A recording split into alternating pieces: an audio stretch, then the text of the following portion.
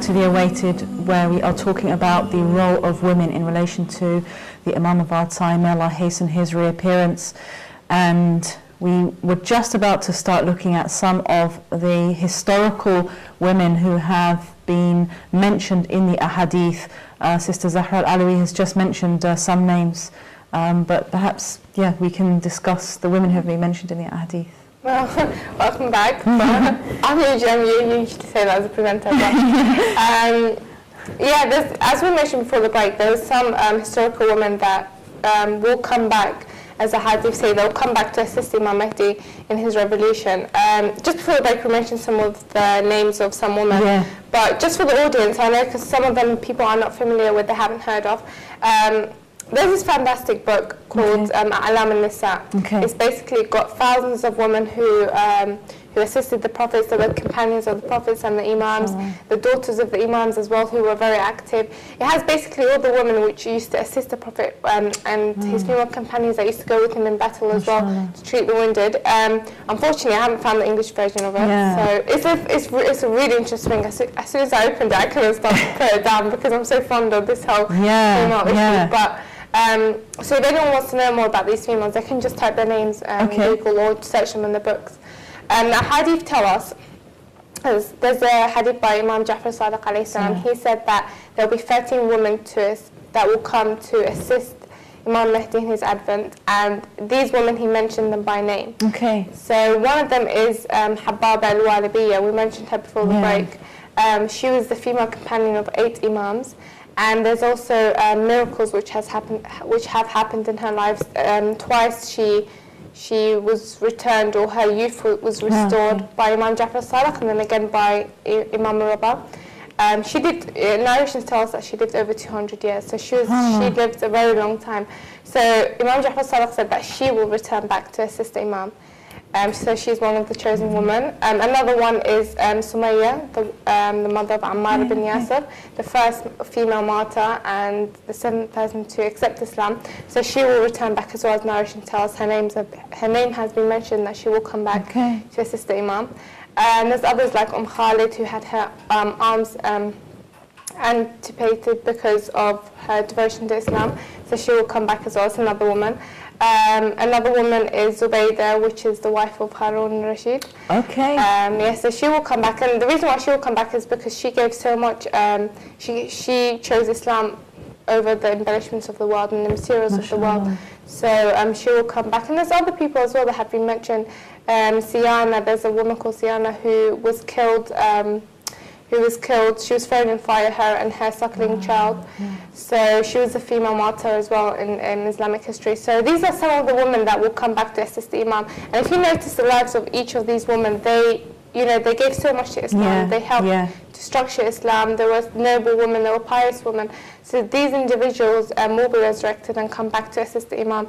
So these are some of the historical women. Inshallah. And it's interesting because Imam Ja'far Sadiq has said that the roles of these women, all the women that will assist the Imam, will be similar to the women which assisted the Prophet. So there's many women which assisted the Prophet. If you analyze in Fatima Zahra alayhi salam, some narrations tell us that she went she assisted them in battle to bring some water. So the women in the time of the Prophet, they used to assist the Prophet in bringing water, treating the wounded, cooking, shielding their property. So these are some of the roles that the women will assist in. Which isn't by any means easy as well. I mean, we might think, cooking and tending the wounded, but I mean, the battlefield is not a laughing matter. I think even many men today would not eagerly go to the battlefield. It's true. So let alone women who are on there in the middle of everything, and I know that I think sometimes they give a pause in the battle, or that was the tradition anyway, that they give a pause in the battle so that the opposite side can collect their dead. And we know actually that the oppressors on the other side, Muawiyah and Yazid, didn't allow that. But Imam Ali alayhi salam, he would allow the people to collect the dead. So that would be the dead would be brought, and then the women would have to, or the wounded would have to be They would have to be there. But like you said, it's a big role, just leaving your comfort zone and going to a battlefield. You know, we're so used to sitting at home, and you know, we're comfortable in our own homes. But it is a big responsibility, and just being chosen to assist the Imam in his uprising and after his uprising and assisting him, it's a great blessing. Yeah, it is. And just to think about how we can prepare ourselves, because sometimes, perhaps, you know, many of us might feel not complacent, but let's say not aware. Like we forget about what type of person does the Imam need. And there might be, again, many women who are saying, yes, I'm a lover of Ahl Bayt, I'm a Shia, but unfortunately, a lot of the time might be spent doing things opposite to what the message is. But I think, well, I'm a Shia, so that's fine, and inshallah I'll go to Jannah. But it's worth reflecting on the way I'm behaving now in my life. Would he want someone like that in his? That's the question. That's the big question. Yeah. How can we sort of prepare ourselves for?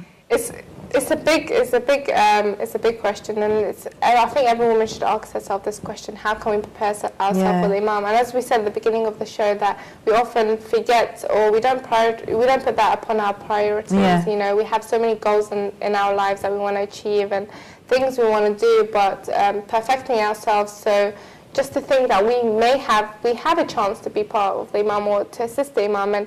And one of the things is that, like a lot of our females, and I speak to myself, and me too, that we don't gain a lot of knowledge on these female personalities, and also about Imam Mahdi and his uprising and what will happen when he reappears. Many of us lack knowledge in the basics, and it's quite a shame because all this information is available to us. So why don't we know about these women?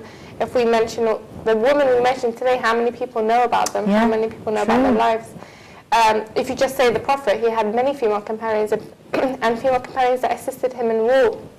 Majority of the war, there was women there who were treating the injured, who were bringing water to the soldiers. So how many of us know about these women? Who were these women? They gave up their lives to help Islam and the Prophet. So the first thing I think is gaining knowledge in not just the Islamic education, but general knowledge in general, secular knowledge, shall I say. We should be trying to gain that as well. And so that's one thing I think we should do. So once we have knowledge, then we can act upon it, and our actions will be according to that. I think that's such an essential point, because I think it's been probably, I don't know, decades or maybe even hundreds of years where for one reason or another women's education has been neglected, or women themselves don't feel confident as well to go and get an education as well, or there's been just the mismanagement of society in a lot of Muslim countries. So we might have might be like a selection of the upper class Shia women who can get educated, but a lot of the other women might not have the opportunity, and this is like a great weakness for the women, and true.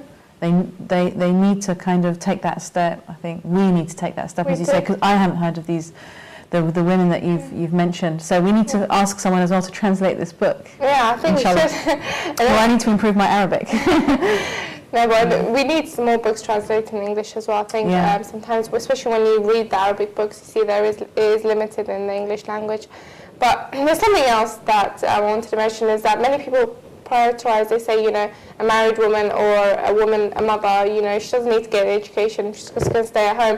In fact, when I had my child, someone told me, oh, you've had a baby now, so you're going to stay at home and not do anything? And I said, no, I'm going to carry on, and I'm going to try to spread this religion as much as I can and gain knowledge. And many people think once you have a child or once you become a wife, then that's it, it's the end of the road for you. But I think, in fact, we should be gaining knowledge. There's more of a responsibility too, because I thought I think, like my son, for example, I'm thinking, what kind of mother will he have if I don't gain knowledge? How am I supposed to educate him correctly if I don't have that knowledge myself? So that's one thing. I think women tend to think we're women, so it's not our responsibility, it's the men's responsibility to do that. But we have the same responsibility as the men to gain knowledge and to be active as well. Another thing is perfecting ourselves, perfecting our akhlaq. You know, if we're not righteous ourselves, then there's no way that the imam's going to choose us or want to be associated with us. So I think many people sometimes they lack in akhlaq. They, you know, they do things which just they follow the crowd, and I really believe that if you follow the crowd, you become lost within the crowd, and you just forget yourself, and you do things because everyone else is doing it, so it's a norm, rather than acting according to the principles of Islam. And thinking, and also thinking about our own deen, like protecting our own deen, rather than, as you say, going along with the crowd and being a bit unconscious about it. It's a big responsibility. I think we let ourselves lose the majority of the time, but I think if someone holds themselves for account, is accountable for every action they do, then they will monitor what they do. There's even hadith says, you know, be accountable of your actions before Allah holds you accountable for them. So I think if someone constantly watches their actions, and we're the best critics of ourselves, we know the mistakes and we know the flaws within ourselves, and many people may not notice. But so if an individual constantly holds themselves for account, I'm sure that they will perfect themselves in all aspects. Inshallah. Very important. And also, I mean, it's not easy, obviously, to gain knowledge, especially for women who've got a lot of responsibilities. I've seen, you know, my friends who've got children, and it is challenging to find the time. It's very challenging. The time is, you know, I don't think I actually appreciated time until I became a mother. It's then you realise that, you know, time just runs, and you try to schedule your whole day according to another human being, another individual. So my whole day or my whole life is scheduled around him, and it becomes really difficult. And I know the challenges that women say, and I do come on TV and I say that women should gain education no matter if they're mothers or housewives, but some people think that I mean neglecting the duties at home. I always think that the priorities are with your kids and at home. And I think if someone neglects their husband or neglects their housework and neglects their child, then there's no point of serving the general community. You know, first it starts at home. So I think if someone has maintained the duties at home and they're cooking or looking after children, they're not neglecting any individual of their rights, because the children have rights upon us. True. So if we're not neglecting any of these duties, then why not get out and spread? And as you say, to bring the children up as well, to prepare them. I mean, again, it's so difficult when we think about the kind of world that we're living in. It must seem quite daunting for a mother to think, how is my child going to turn out, you know, when he grows up, inshallah, or she grows up, and how can I prepare them, not just to practice Islam, but to be aware of the Imam alayhi salam. Any advice for our mothers watching? Well, it's a big worry. I think especially us living in the West, it's a big worry because we know we're living in a population, or the majority of the population do not confine with the same religious principles or the beliefs as ourselves. So you often think, will my child just follow the crowd and become like what he sees around him or what she sees around her? But I think as mothers, we raise the future generations. So the generation of the Imam, we're going to raise them. It's a big responsibility upon ourselves, and I think, you know, within generations, our ancestors have done a great job in educating their future generations about Imam Mahdi and preserving the religion, keeping the teachings alive, and, you know, the mourning Imam Hussein. So I think it's our responsibility now to continue this on. So it's a big responsibility. I mean, I've heard from other scholars that younger generations are becoming, you know, more involved in Islam, which is good. I think we can see so many different things going on. There are younger people who are perhaps feeling even disenchanted, and girls taking off the hijab, or the boys kind of just going a bit wild, And then there's another group of young people who are very inspired, and they're kind of fully engaged with Islam as well. I mean, I remember speaking to a girl who came from Iran. They came over here, and she said that she didn't know much about Islam, even though she'd been in Iran. I don't know if she'd be watching this program, but she said she didn't know much about Islam. Yeah, but she said, but what she did have was respect for the Ahlul Bayt, alayhim salam, respect for the Imams, and that's what she kept in her heart. And it wasn't until she came to the UK and she saw, oh my God, what is it like here? That actually strengthened her deen. So we can actually see that Ahlul Bayt alayhim salam can be a source for inspiration, inshallah, for our future generations. That's true. It's true. I've seen many examples of people going astray, but they have that foundation. Their parents or their community have instilled the love of the Ahlul Bayt around them, or in their heart, that even if they sway towards one direction or the other, their foundation is still the love of the Ahlul Bayt, and they still have that love towards them, towards Islam as well. So they always come back. You always see them, coming back to the right path. But that's the thing. It all falls down upon the parents. If they instill that, then some people are not as strong as others. We have to understand that some people can maintain their religion, some people can't. So, but if their foundation is good, then they will always come back. It's about the foundation.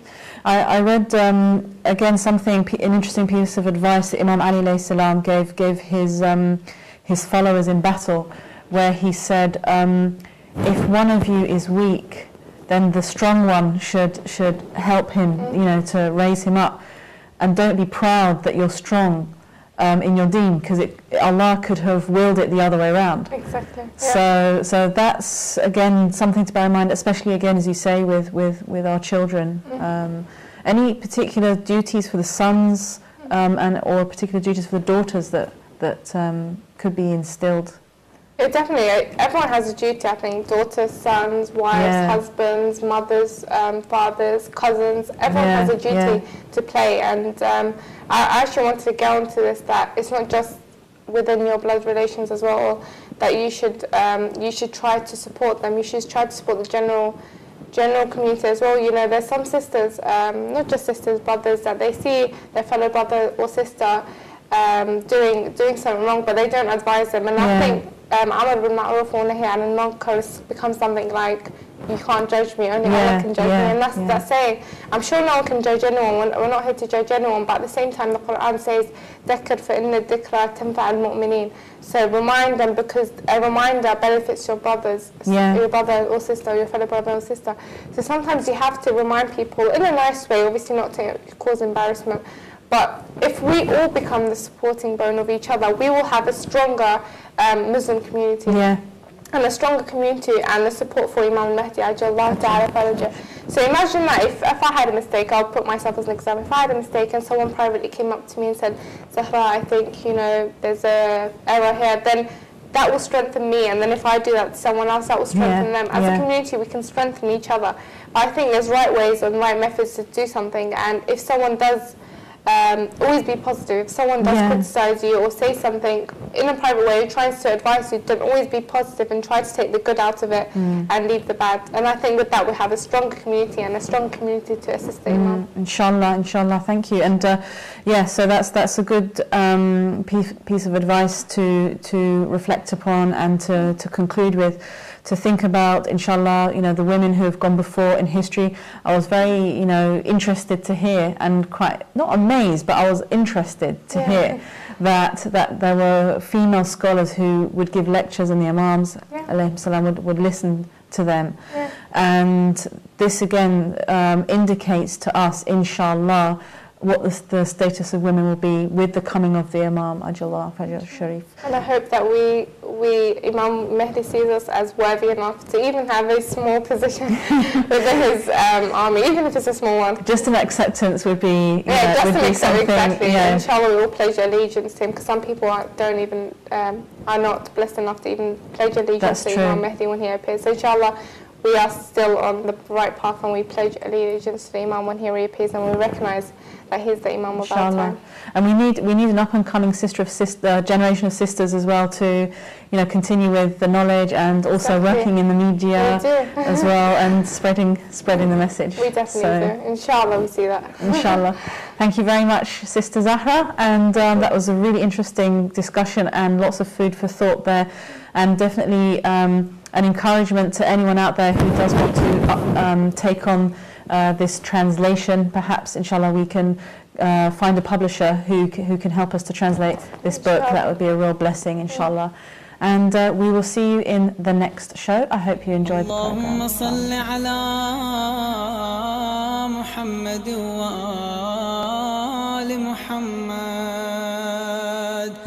اللهم كن لوليك الحجة ابن الحسن صلواتك عليه وعلى آبائه في هذه الساعة وفي كل ساعة وليا وحافظا وقائدا وناصرا ودليلا وعينا